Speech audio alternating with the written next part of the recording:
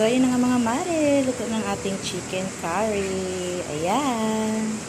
So, yun na nga mga mare. Ready na ating gulay. So, nakahiwa na nga yan mga mare ko. So, hindi ko na pinakita sa inyo kung paano ko siya hiwa. Kasi alam nyo na yun mga mare ko. So, yun nakita nyo mga mare ko na papiranggot ng bawang natin. Kasi yan ang kinaya ng budget natin mga mare ko. So, meron tayong carrots, bell pepper, and patatas. So, nakahugas na yan mga mare ko.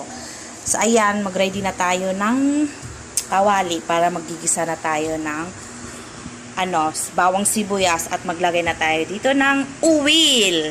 Siya nga pala mga mare ko ulitin ko ang ulam namin for today's dinner is chicken curry. Request ng aking husband. So, yan na nga mga mare, mailagay na natin itong bawang sibuyas kasi mainit na po yung ating mantika. So, sabay-sabay ko na ito mga mare ilagay.